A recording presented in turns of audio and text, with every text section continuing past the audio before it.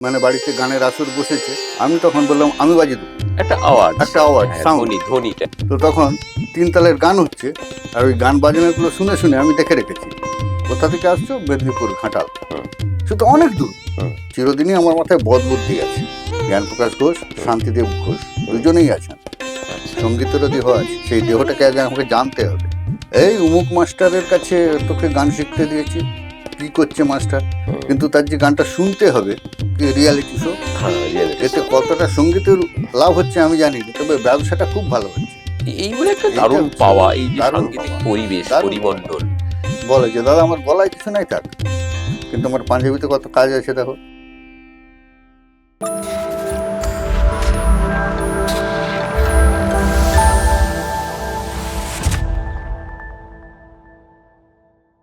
নমস্কার, অডিও আলাপনে আপনাদের আবার স্বাগত জানাই। আজকে আমরা যে মানুষটিকে আপনাদের সামনে নিয়ে এসেছি আমাদের এই আলাপচারিতায়, তিনি হলেন শ্রীজীব চক্রবর্তী। যারা আপনারা ঘাটাল দাসপুর সম্পর্কে, সাংস্কৃতিক জগতের সঙ্গে যুক্ত ব্যক্তিরা বিশেষ করে, তারা নিশ্চয়ই শ্রীজীব চক্রবর্তীকে চিনবেন। তো আসুন আমরা শ্রীজীবের সঙ্গে কথা বলা শুরু করি। শ্রীজীব, নমস্কার। হ্যাঁ, নমস্কার সবাইকে। জ্যাকসন স্টুডিওর সকল কর্মী ভাই বন্ধু, সুভাষিস দা, সকলকেই আমার আন্তরিক অভিনন্দন, আমার ভালোবাসা, শুভেচ্ছা সব কিছু রইল। একদম, তোমাকেও দিলাম আমাদের পক্ষ থেকে তো বটেই, এবং আমাদের যারা দর্শক শ্রোতা আছেন তাদের পক্ষ থেকেও। আমি প্রথমেই চলে যাব তোমার এই সঙ্গীত জগতে আসার যে সূচনাকাল, সেইখান থেকে যদি তুমি বলা শুরু করো আজকে, কেমন হয়? আসলে ব্যাপারটা সেভাবে কিভাবে সূচনা হয়েছে বলা মুশকিল হুম, আমার জীবনে, কারণ এটা তুমি খুব ভালোই জানো যে আমি একটি সঙ্গীত পরিবারেই হুম। জন্মেছিলাম, কপালগুনে জন্মগ্রহণ করেছি। আমি জন্ম থেকেই সঙ্গীতের সুর আর তবলা, তাল, চাটি এ আমি মানে শুনেছি। শুনে ট্যাঁ করে কাঁদতে হ্যাঁ, শিখেছো আমি বলা সেই যায় আর কি। একবারে আসলে জন্ম থেকেই। শ্রীজীবের কথা বন্ধ করেই বলি, পরিচয় দিয়ে দিই যারা জানেন না শ্রীজীবকে, চেনেননি, এই প্রথম দেখছেন। শ্রীজীব হলেন আমাদের ঘাটাল মহকুমার বিশেষ, আমাদের সকলের শ্রদ্ধেয় সঙ্গীত ব্যক্তিত্ব শ্রী ব্যোমকেশ চক্রবর্তী মহাশয়ের সুযোগ্য সন্তান। ব্যোমকেশবাবু সম্পর্কে বলতে গেলে আপনারা জানেন, যারা প্রাচীন যারা নতুন তাদের বলি, উনি আহ, শিক্ষকতা করতেন, কিন্তু তার পাশাপাশি ধ্রুপদী সঙ্গীতের চর্চা এবং সেই পাশাপাশি বিভিন্ন আর্ট এবং পৌরোহিত্য, জ্যোতিষ চর্চা, এই সমস্ত কিছুই তার কাছে খুব সহজেই আয়ত্ত করেছিলেন, এবং মানুষের হিত সাধনে সেগুলো তিনি আহ, কাজ করেছেন। আর আমাদের এই মহকুমা ছাড়িয়েও প্রচুর তার মানে অগণিত ছাত্রছাত্রী ছড়িয়ে আছে বিভিন্ন স্থানেতে। তো সেই শ্রদ্ধেয় ব্যোমকেশ চক্রবর্তী মহাশয়ের পুত্র শ্রীজীব চক্রবর্তী। এবারে বলো শ্রীজীব। তো সেই আবহে জন্মগ্রহণ করার সৌভাগ্য লাভ করায় হুম, ছোটবেলা থেকেই আমি দেখেছি আমার বাড়িতে প্রায়, সে একেবারে প্রায় সারা রাত বললেই হয়, সঙ্গীতের আসর চলছে। হুম, কে নেই তো সেই সময়কালীন যারা আমাদের দাসপুর ঘাটালের সেই সময়কার হুম, হুম, সঙ্গীত ব্যক্তিত্ব, যত বড় বড় মানুষ, যেমন আমাদের এই ঘাটালের সুবল চন্দ্র সিংহ রায় মহাশয়, হুম, যিনি গোপেশ্বর বাবুর সাক্ষাৎ শিষ্য ছিলেন, হুম, আমাদের লক্ষ্মীপুরের রামচরণ হর মহাশয়, একদম। হ্যাঁ, আমাদের দাসপুরের গণেশ দা, হুম, গণেশ গণেশ চক্রবর্তী মহাশয়, চক্রবর্তী। এনারা সব হুম, প্রায় হুম, হুম, হুম, আমার বাড়িতে গানের আসর চলছে। হুম, হুম, এবং সেই আসরে আমি হচ্ছে ক্ষুদে শ্রোতা, কিচ্ছু বুঝিনি, হুম, স্বাভাবিক। কিচ্ছু বুঝিনি, কিন্তু শ্রোতা, একজন হুম, ক্ষুদে শ্রোতা। তো সেই যে সুর, সেই যে তালের মূর্ছনা, হুম, আমার অজান্তেই আমার শরীরের ভেতরে, সে কানের ভেতর দিয়ে মরমে পশিল গো, একদম। আকুল করিল মোর প্রাণ। হুম, তো এইভাবেই আমার সঙ্গীত জগতে প্রবেশ হয়েছে। ঠিক। এবার এই করতে করতেই, আচ্ছা, মাও তো গান জানতেন মা যতদূর গান জানি। সেভাবে জানতেন না, হ্যাঁ, হ্যাঁ। তবে এমনি নিজের মনে হারমোনিয়াম বাজিয়ে কিছু কিছু গান, বিশেষত রবীন্দ্রসঙ্গীতটা হুম, হুম, হুম। মা খুব মানে ভালোভাবেই, মাও শিক্ষকতা করতেন। মাও শিক্ষকতা করতেন, হুম, কিন্তু এবং রবীন্দ্রসঙ্গীতের মা খুব ভক্ত ছিলেন। ভক্ত ছিলেন। বাবা যেমন ঠিক, ঠিক। মূলত ধ্রুপদ খেয়ালের মানুষ, হ্যাঁ, হ্যাঁ, হ্যাঁ। ঠুমরি টপ্পা, তার সাথে বাবা কীর্তনও জানতেন, কীর্তনা করতেন। কারণ বাবার যিনি মাতুল, হুম, হুম, হুম, তিনি ছিলেন সেই যুগের একজন বড় কীর্তনিয়া। কি নাম? মনোহর চক্রবর্তী, শশধর চক্রবর্তী, বাবার দুই মামা। আচ্ছা আচ্ছা, কোথায় বাড়ি ওনাদের ছিল? আমাদের বাসুদেবপুরেই বাড়ি। ও আচ্ছা, সেই বাসুদেবপুরে সময় ছিল। ওনারা মনোহর শাহী ঘরানার কীর্তনিয়া ছিলেন, বাহ। এবং সেই মামার মানে মাতুল রক্তটা বাবা পেয়েছিলেন। হুম সেই মাতুল সম্পত্তিতে বাবাও সমৃদ্ধ ছিলেন, যেটা অনেকেই জানেননি। হুম, তো ঠিক, আমি জানতাম না, এই আজকে জানলাম। ধ্রুপদ, খেয়াল, ঠুমরি টপ্পা এর পাশাপাশি হুম কীর্তন, বাংলার যেটা নিজস্ব সঙ্গীত, হুম কীর্তন বাউল, হুম, সেই কীর্তনের ধারাতেও বাবা তালিম নিয়েছিলেন। ঠিক এবং এই যে আবহাওয়া পরিমণ্ডল, ঠিক। সেই পরিমণ্ডলটা ছোটবেলা থেকে পেয়েছি, হুম, যেটা আমার জীবনে একটা সৌভাগ্যের মানে আমরা যেটাকে এখনকার ভাষা বলি প্লাস পয়েন্ট আর প্লাস কি পয়েন্ট। পাওয়া। আমি নিজেকে এটাকে আমার সৌভাগ্যবান মনে করি এই ঠিক হিসাবে। ঠিক ঠিক, খুব সত্যি কথা এবং সেটা। সেই দিক থেকেই আমি মানে তার বাবার হাত ধরেই তুমি তুমি কি গান করতে, গান শিখতে? একটা সময়, মানে প্রথমে তবলা না গান? না আমার জীবনের প্রথমটা, আমি তখন খুব ছোট, হ্যাঁ। একদিন এইভাবে মানে বাড়িতে গানের আসর বসেছে। হুম তো আমার যিনি তবলার অন্যতম গুরুজিও, হুম। তিনিও আসতেন, লক্ষ্মী স্বর্গত লক্ষ্মীনারায়ণ রায়। ওনার কোথায় বাড়ি? ওনার বাড়ি আমার গ্রামেই, আমার দাদুর ছাত্র ছিলেন উনি। আচ্ছা, আমার যে পিতৃদেবের বুঝতে পেরেছি, ঠাকুরদা। বাবার ঠাকুরদা, হ্যাঁ আমার হ্যাঁ। ঠাকুরদার একজন শিষ্য ছিলেন আচ্ছা স্বর্গত লক্ষ্মীনারায়ণ রায়। আচ্ছা। তো উনি তখন এসে পৌঁছাননি।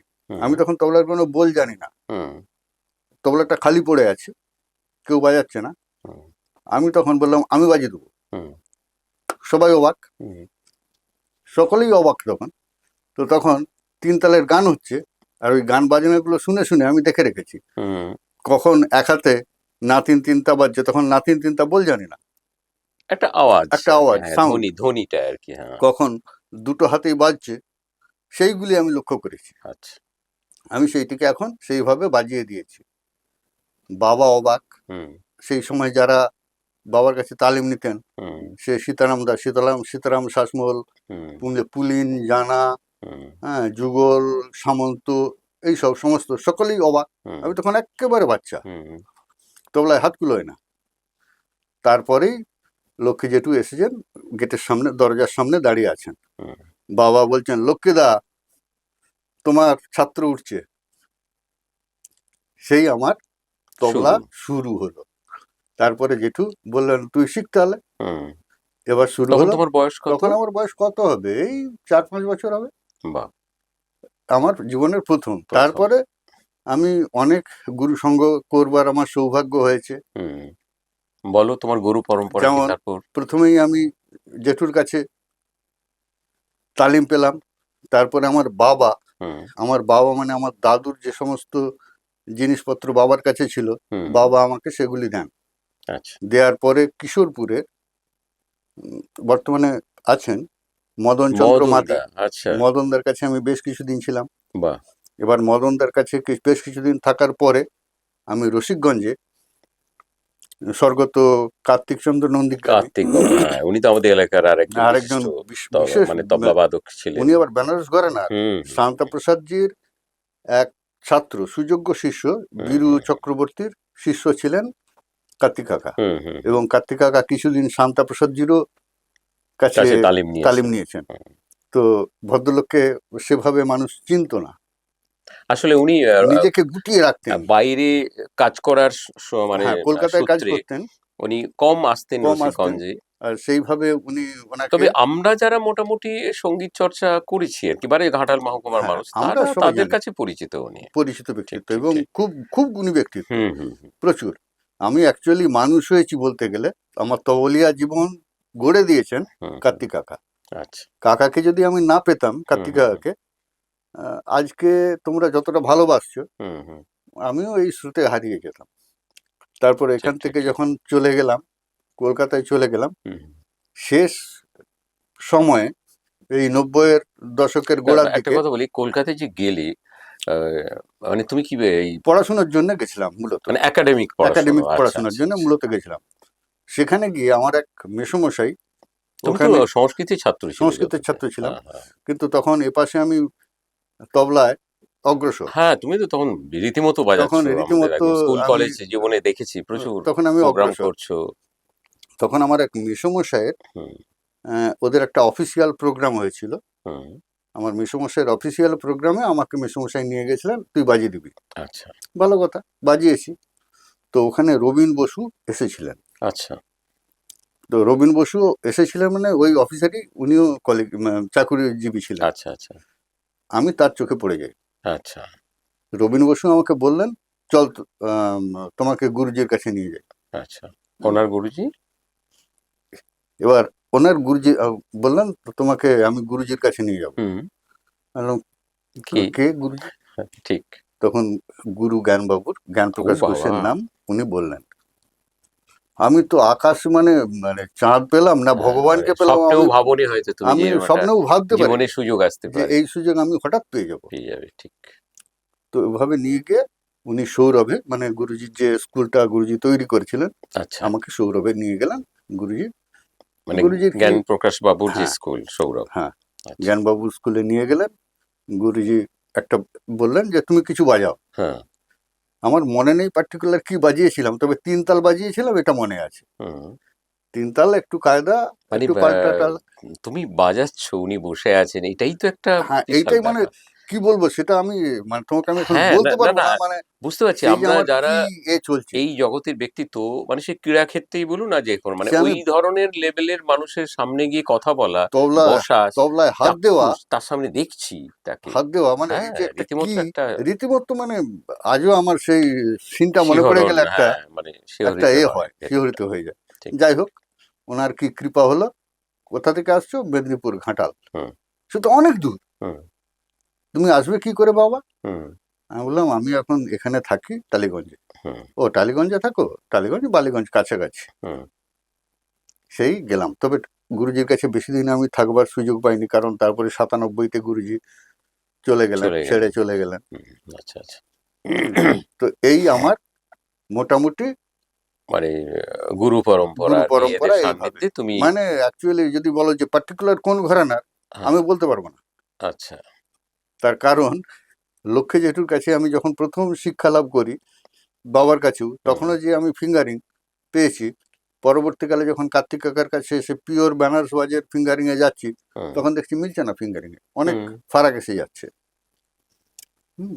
হুম এবং বোলের যে উপস্থাপনা সেখানেও, তারও পরবর্তীকালে যখন গুরুজির কাছে, জ্ঞানবাবুর কাছে গেলাম, হুম জ্ঞানবাবুর কাছে গিয়ে তখন দেখছি যে জেঠু যে সমস্ত যে ফিঙ্গারিং গুলো দিয়েছে, 3 আঙুলের তেরেকেটের উপরে কাজ, গুরুজিও তো দেখাচ্ছেন।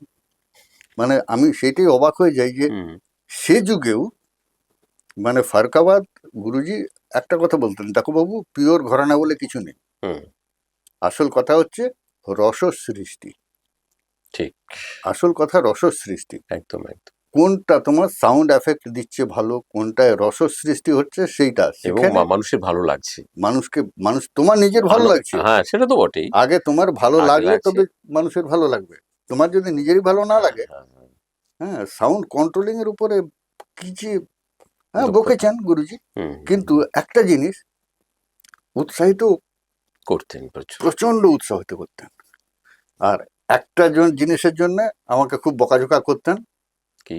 কারণ সে কথাটা প্রকাশ্যেই বলে ফেলি, হ্যাঁ, এটা তো হোক না, আমাদের কি জাস্ট, আছে? হ্যাঁ।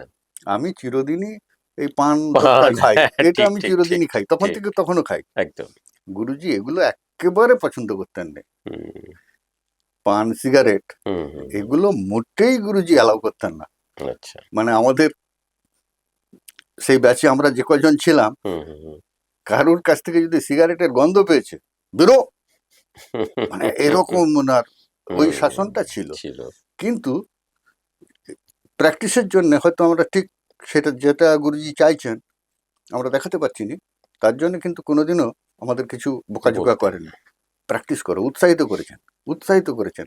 ঠিক। আমি ভাবি এখন আমরা, এখন যে শিখি, হ্যাঁ, এই তোর হবে নি, যা। না, আমি ওই জায়গাটায় আসবো। তোমার কাছ থেকে আমি মানে এখনকার যে যারা এই বিষয়ে আগ্রহী বা যে নতুন প্রজন্ম চর্চার মধ্যে যাচ্ছেন বা অনেকে বড় শিল্পী হতে চান, স্বপ্ন দেখেন, তারা কিভাবে নিজেকে তৈরি করবে, এই প্রশ্নটা আমি আসবো একটু পরে। তো আচ্ছা, তার আগে জেনে নিই, মানে কলকাতা থাকাকালীন, মানে তুমি যখন সংস্কৃত নিয়ে মাস্টার্স করলে রবীন্দ্রভারতী থেকে, পরে তবলার উপরেও করলে, ওই সময়কার আর কিছু এরকম ভালো লাগা মুহূর্ত বা ভালো খারাপ লাগা মুহূর্ত? খারাপ লাগা কি, তখন আমাদের একটাই যে আর কি পাই, আর কি পাই, তখন একটাই মানে একটা হচ্ছে প্রত্যন্ত গ্রাম থেকে গেছো। একেবারে প্রত্যন্ত গ্রাম থেকে, সাধারণ বাড়ি থেকে, হ্যাঁ, নগর সাধারণ কলকাতাতে পরিবেশে থেকে গেছো। কলকাতার এতে গেছি। ঠিক, ঠিক। সবই তো নতুন, একটা হুম। যা পাচ্ছি তাকে আগ্রাসী ভাবে গিলছি, যতটা পারি বেশি, বেশি নিয়ে যতটা পারি নিয়েছি। গিলছি। ঠিক, ঠিক।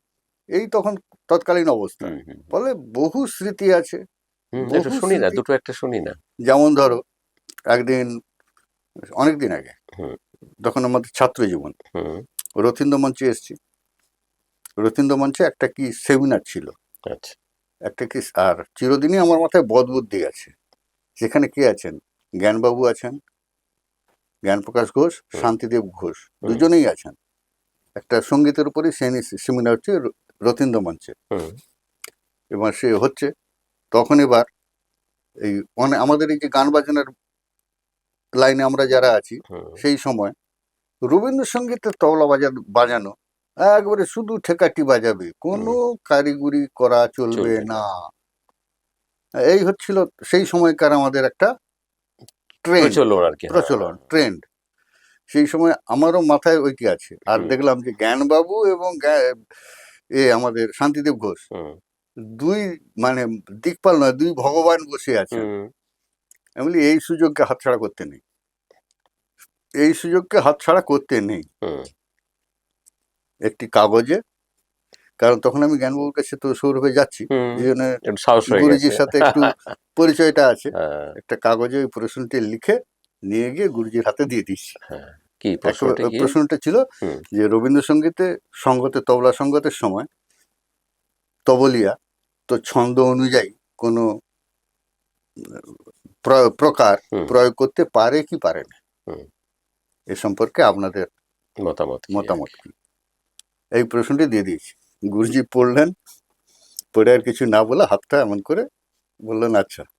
এবার গিয়ে বসে আছি, ঠিক মনে রেখেছেন। হুম, উনি আবার শান্তিদেব ঘোষকে ওই চোথাটি ধরে দিয়েছেন, দুজনে একটু কথা হলো। তো শান্তিদেব ঘোষ গুরুজিকে বললেন তুমি বলো। হুম। গুরুজি সেই সময় যে ভাষাটি বলেছিলেন, ও তো মানে আমার সারা জীবনের একবারে, মানে সারা শরীরে গেঁথে আছে।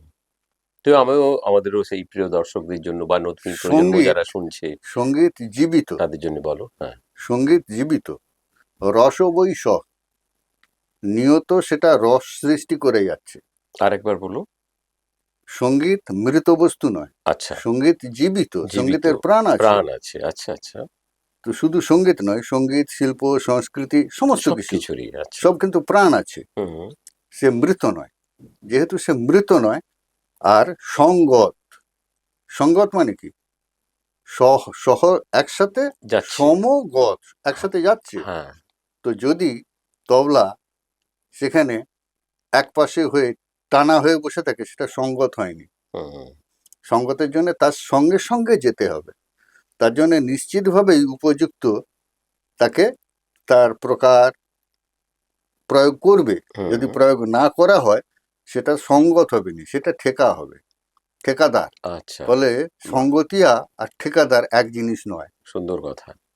অপূর্ব কথা দুজনেই। হুম, সারা ওই যে শব্দটি, ওটা একটা মানে কি বলবো, এ হচ্ছে সারা জীবনের সবচেয়ে বড় স্মৃতি। হুম, খুব সত্যি কথাই। হুম, আমাদেরও কাছে আমরাও যারা আজকে জানলাম, শুনলাম বা হ্যাঁ।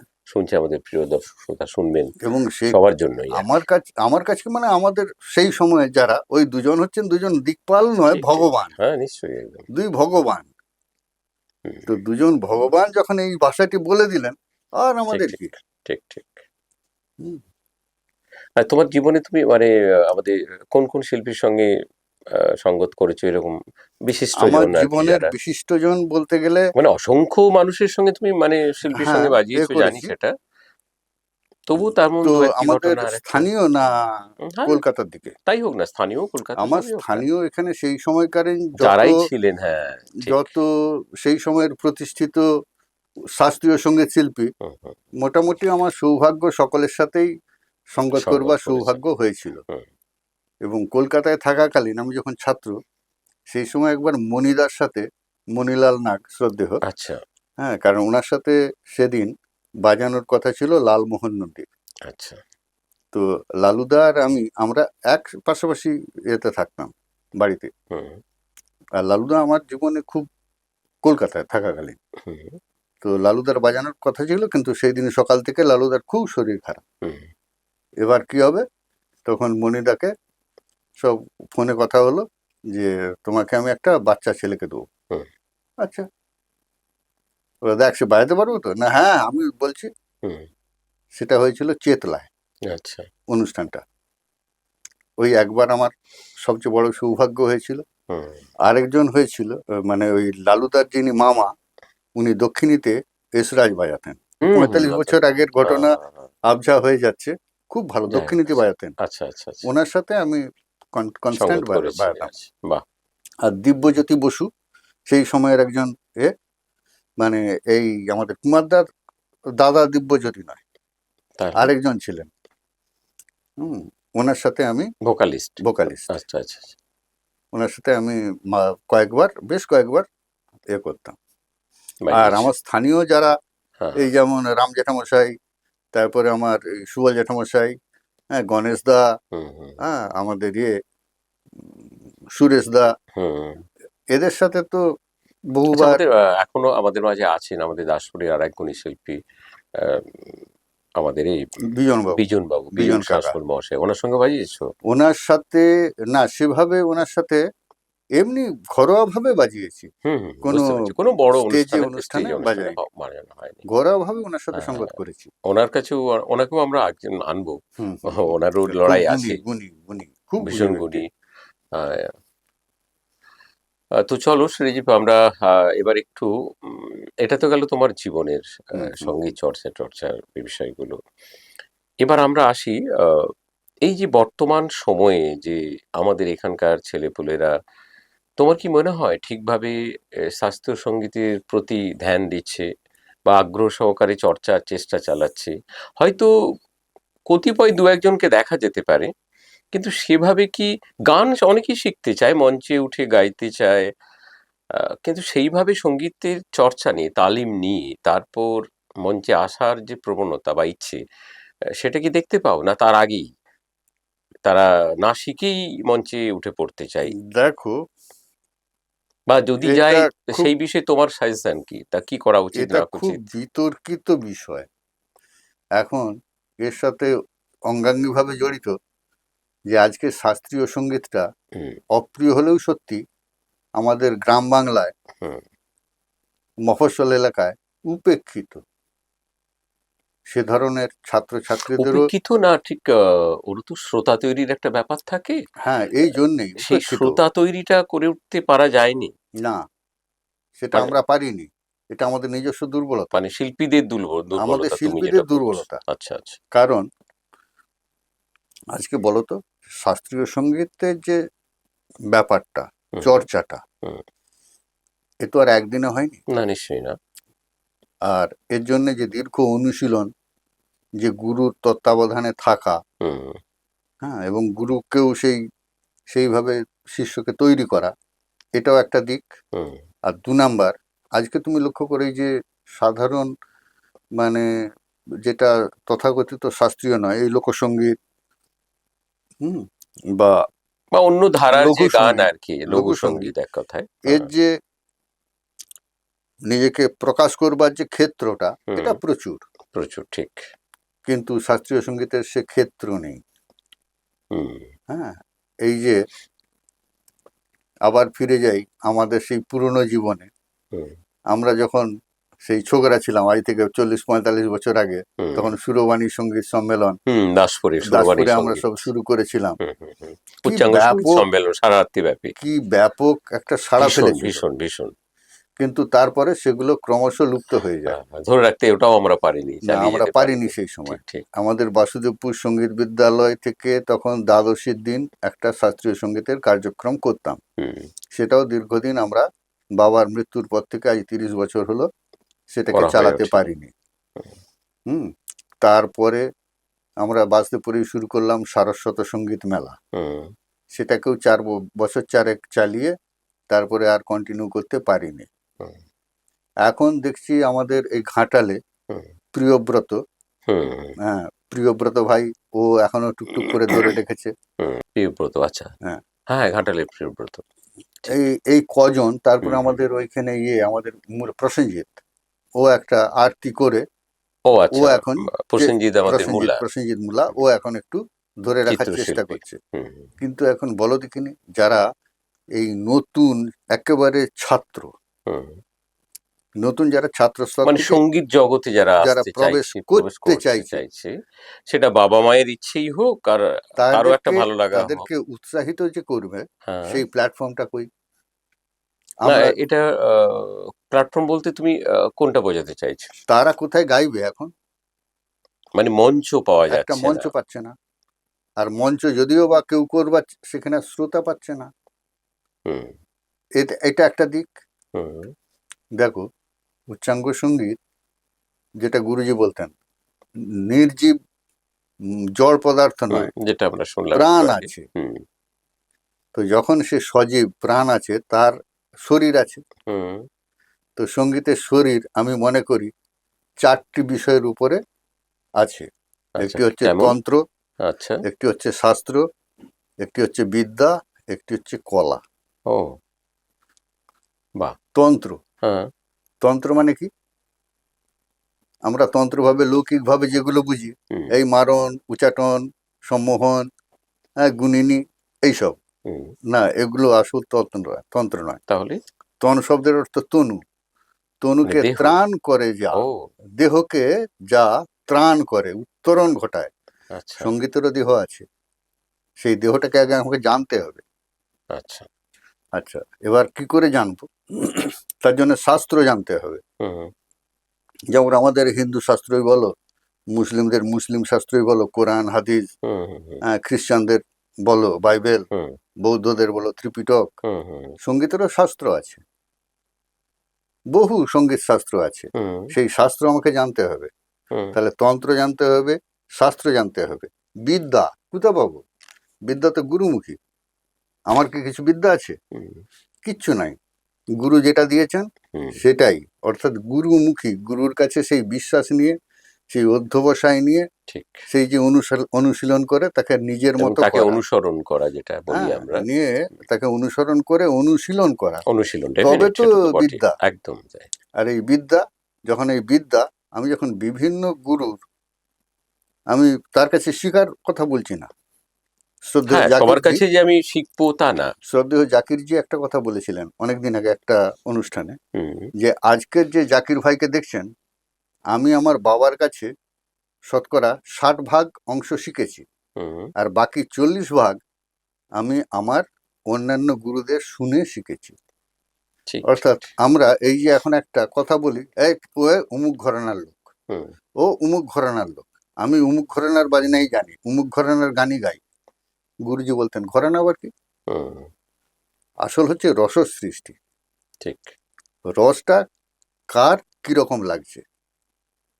আমার প্রথম জীবনের পদচারণা তবলা, তবলা নিয়েই বলি। যেমন ধরো, তবলায় একটা বোল আছে, খুব প্রচলিত বোল, বেনারস ঘরের বোল, হুম, ধিক ধিনা তেটে ধিনা দাগিনা ধিক ধিনাড়া, খুব প্রচলিত বোল। হুম, এটা মূলত বেনারস বাজের বোল।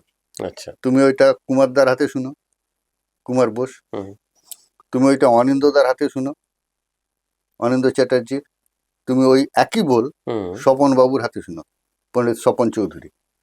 দেখবে তিনজনের আলাদা, বাজনা আলাদা। একই বোল, হুম, কিন্তু আলাদা রস, বাহ! আলাদা অনুভূতি। ঠিক, ঠিক, ঠিক। হ্যাঁ, এবার তার ভেতর থেকে তোমাকে মানে মূল শিল্পীর যে নিজস্ব চেতনা বা নিজস্বতা, বোধ, বোধ, তাতে মানে কি বলবো, সিঞ্চিত করে হ্যাঁ, এই যে, তারপরে প্রকাশ। তারপরে এই যে প্রকাশটা, এটাই হচ্ছে কলা। ফলে এই যে তন্ত্র, শাস্ত্র, বিদ্যা, কলা, হুম, এই সঙ্গীতকে জানতে গেলে এই চারটে সঙ্গীতের যে মূল অঙ্গ, তাকে আমাকে ভালো করে বুঝতে হবে। সেটা হচ্ছে এক, বিদ্যা। তবে হবে আমি সঙ্গীত বিদ্যায় স্নাত হলাম, ঠিক, ঠিক, ঠিক। তবে আমি বিদ্বান হতে পারবো। কিন্তু একটা কথা, আমি তো নই।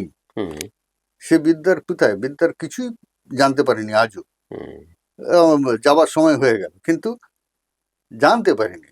কিন্তু এই যে বিভিন্ন নিয়ে এই যে কম্পাইল করা ব্যাপারটা, হুম, আমি যদি না কম্পাইল করতে পারি, আমি কি করে আমার ছাত্রকে শেখাবো? ঠিক। এই একটা আমাদের সমস্যা আছে। আর আমাদের অভিভাবকরাও এই অমুক মাস্টারের কাছে তোকে গান শিখতে দিয়েছি, কি করছে মাস্টার, হুম। কিন্তু তার যে গানটা শুনতে হবে। মানে এটা কি মানে তোমাদের আমলেও ছিল? এ সব সময় এটা হচ্ছে আচ্ছা। একটা আমাদের সার্বিক মানে চর্চার মানে অনুশীলনের প্রতি অমনোযোগী এই জিনিসটা তখনও এইটা ছিল। বোধহয় ছিলই না, এটা ছিলই রয়েই ছিলই যাচ্ছে। ছিলই ছিলই মানে ছিলই বিশেষ করে শাস্ত্রীয় সঙ্গীত চর্চার মধ্য দিয়ে শাস্ত্রীয় কি লঘু, তুমি লঘুতেও তাই, লঘু তো ডেফিনেট, একই সেটা তো জিনিস। বটেই, আমাকে ওটা জানতে তো হবে আগে। তোমার এই যে ধরো রবীন্দ্রসঙ্গীত, হ্যাঁ। একই গান, একই ভাষা, একই সুর, হুম। একই তাল, খালি কণ্ঠটা রাম শ্যাম যদু মধু পাঁচজন হয়ে যাচ্ছে। হুম। একই গান তিনজন গাইছে, তিন রকম হচ্ছে। একদম নিজস্ব বোধের উপরে তো এই যে অনেকটাই দাঁড়িয়ে চিন্তা, আছে। এই যে চিন্তাটা, কারণ আমরা যে গানটা কি বলতে চাইছে তার ভাবটাই বুঝিনি, হুম। গান গেয়ে যাচ্ছে। হ্যাঁ, ওই স্বরলিপি ফলো করে হ্যাঁ, বেরিয়ে গেলাম এটা গান স্বরের হচ্ছে, পথে। সঙ্গীত হলো না। ঠিক ঠিক। এই আমরা সেই সঙ্গীতের দিকে কেউ হাঁটছি না, না আমরা যারা শেখাচ্ছি, না যারা শিখছে।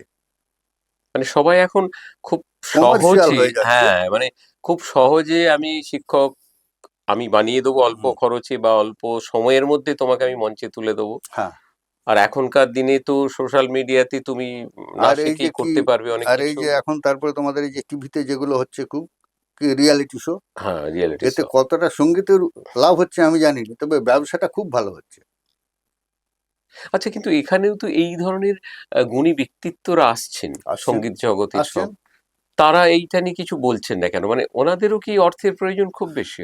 এটা দেখো, মানে ওনারা তো প্রতিষ্ঠিত, আমি যেটা বলতে চাইছি ওনারা প্রতিষ্ঠিত, চেনে জানে, অর্থকষ্ট আছে বলে খুব একটা মনে হয় না আমার ওই সমস্ত ব্যক্তিত্বদের। তো তাদের কি দরকার এই কম্প্রোমাইজে?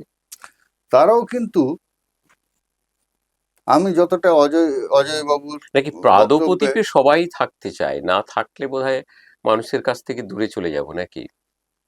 এটাও একটা হতে লাইমলাইট, পারে। আলোর তলায় লাইম থাকতে লাইট, হবে। সকলেই লাইম লাইটে যেতে চায়, আমিও লাইম লাইটে যেতে চাই। হুম। আমি কিছু পাই আর না পাই, হ্যাঁ, আমার এক শিল্পী বন্ধু, হুম।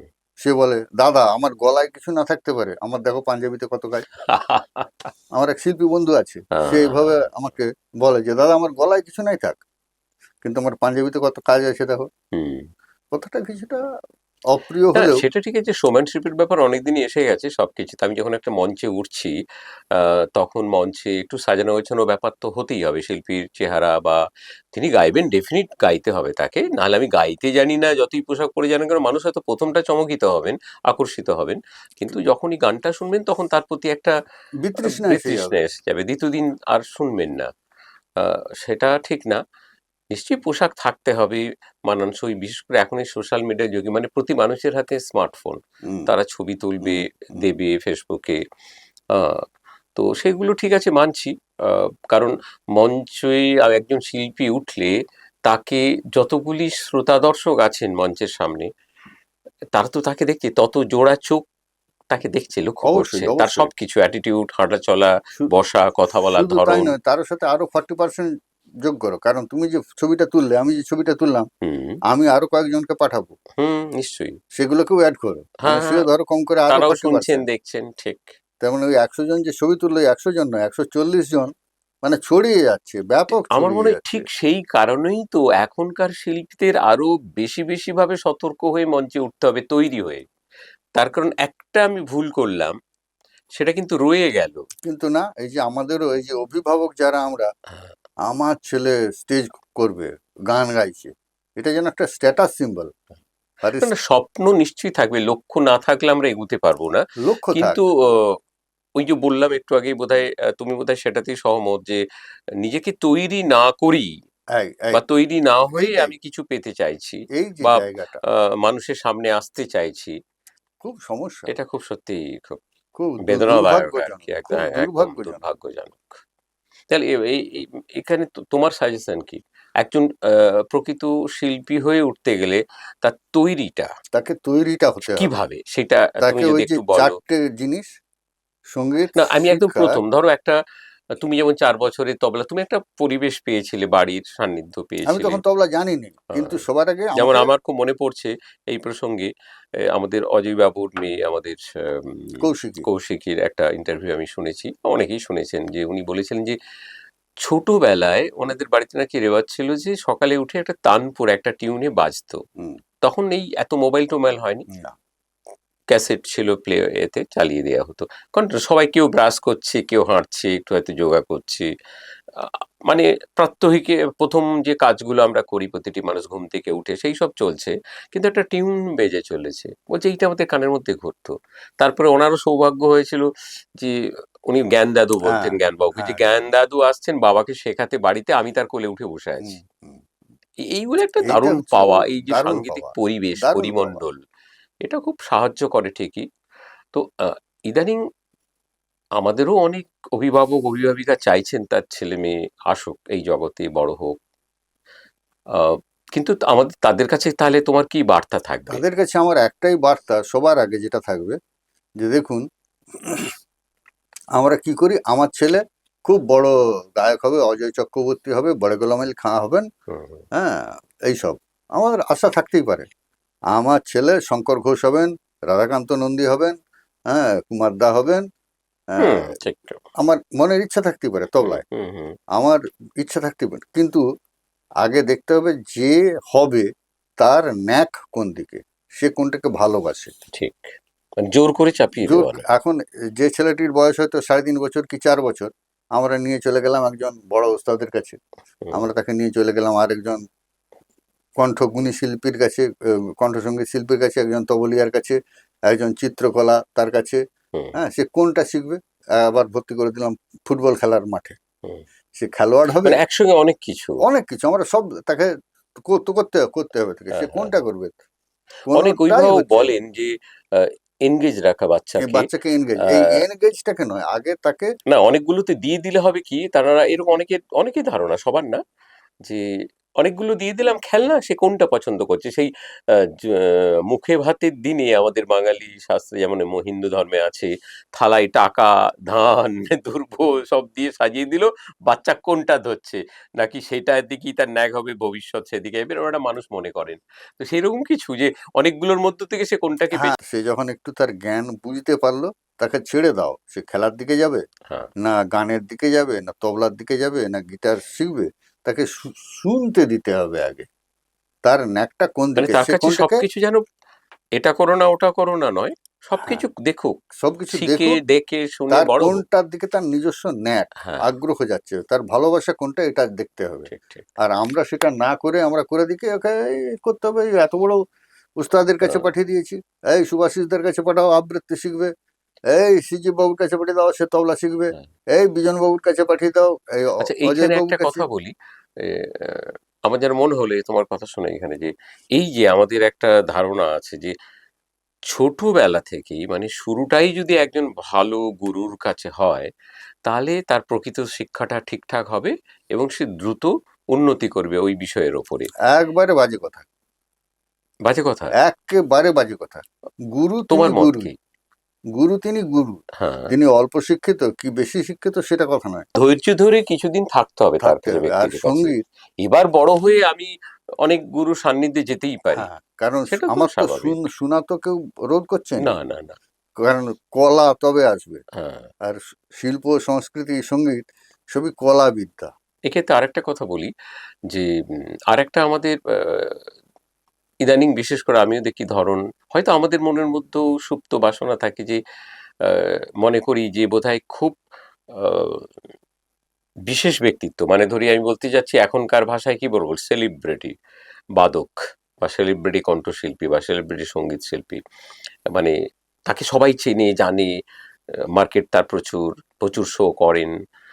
তো সেই রকম ব্যক্তির কাছে পাঠালেই কি আমার ছেলে মেয়ে খুব দ্রুত সবকিছু আয়ত্ত করে ফেলবে, নাকি কচু এমন হবে। আছে, এই কলকাতা শহরকে নিয়েই যদি বলি, যে গলির গলি তস্য গলি, তার মাঝে গিয়ে দেখা যাবে একজন এমন গুণী শিল্পী আছেন, হয়তো দেখা যাবে যে তার কাছে তুমি চর্চা করছে তোমার সন্তানকে পাঠালে, কিছুদিন পর দেখলে কোনো একজন গুণী শিল্পী ঠিক ঠুকঠুক করে তার কাছে গেছেন কোনো একটি গান রেকর্ডের আগে, তার কাছে ওই বিষয়টিতে একটু তালিম নিতে। এখন এরকম অনেক ঘটনা শোনা গেছে। না, কথাটা ঠিকই। আমি মানে প্রকৃত গুরুটিও খুঁজে পাওয়া পাওয়া মুশকিল, একটা খুব মুশকিল।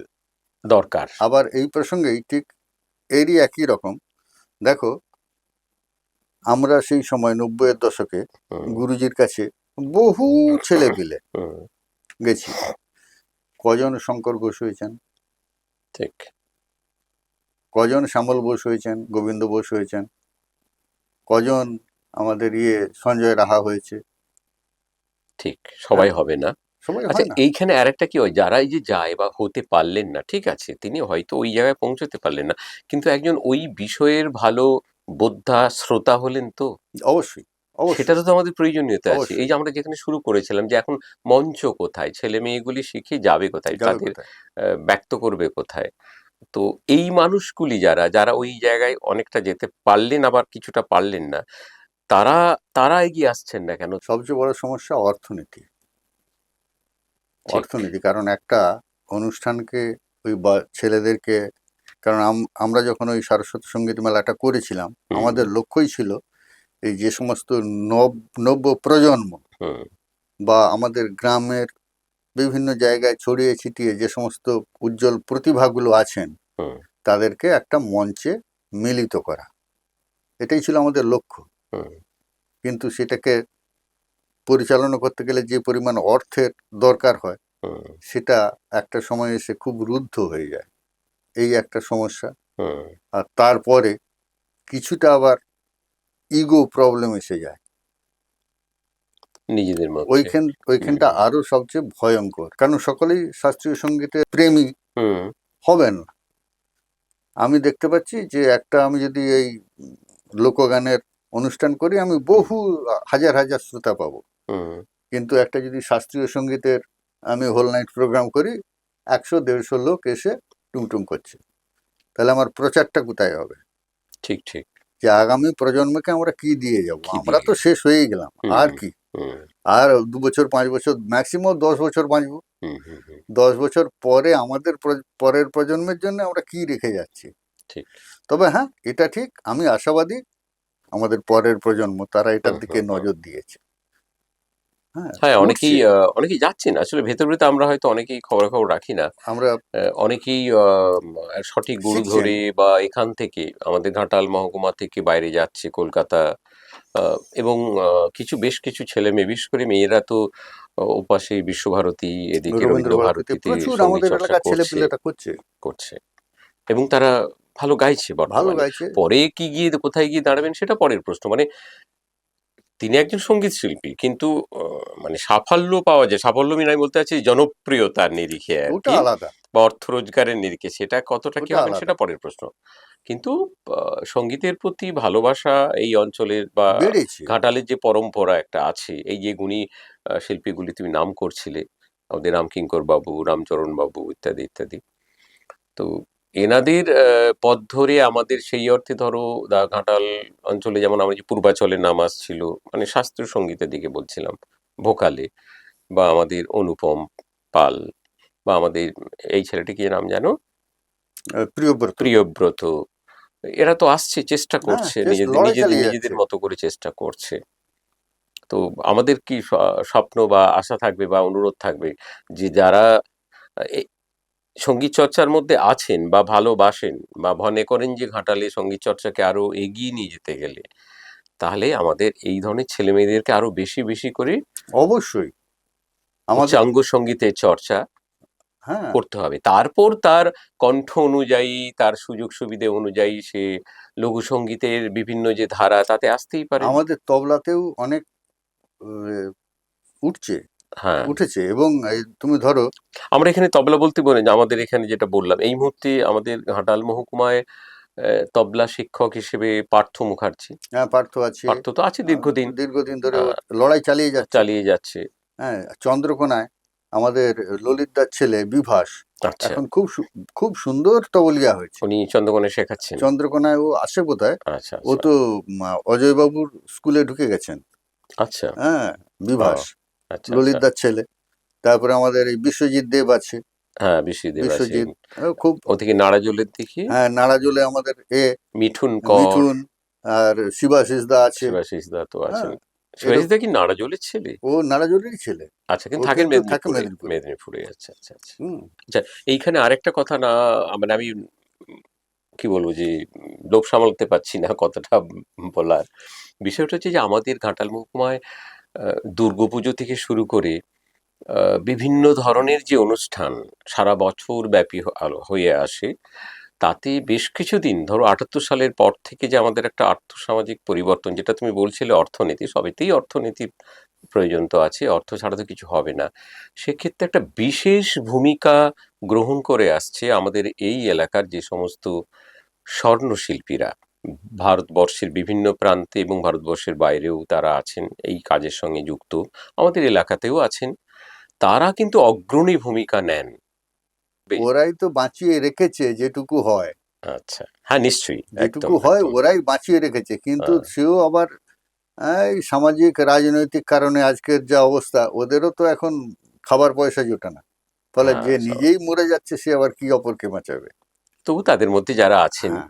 ৭৮ সালে সে বিধ্বংসী বন্যার পর যেখানকার মানুষেরা গেলেন বাইরে, হুম। তারপর তারা সেই অর্থ নিয়ে দাসপুর ঘাটাল অঞ্চলে এই যে এসেছেন উন্নতি বলেই, আনতে পেরেছেন বলেই আর্থসামাজিক পরিবর্তনটা একদম ওই মানুষগুলোর ওইখান জন্য, থেকে এসছে। মানে বেশিরভাগটা।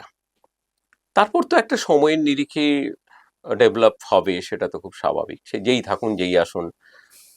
তো লাস্ট তোমার কাছ থেকে আমরা কি আর কথা শুনবো এই বিষয়ে? তুমি আমাদের কি বার্তা আর দিতে কি চাও? আর বলবো, একটা জিনিস, হুম, যে এইটাই, যে সঙ্গীতের সমৃদ্ধি হোক, সঙ্গীতটা আবার, এটা ঠিক একটা হুম, সময়ে যখন আমাদের সময়টা পুরনো সেদিনের কথা, হুম, তুমি লক্ষ্য করে দেখো, এমন একটা গ্রাম ছিল না হুম, যে গ্রামে হারমোনিয়াম তবলার আওয়াজ পাওয়া যেত না। ঠিক।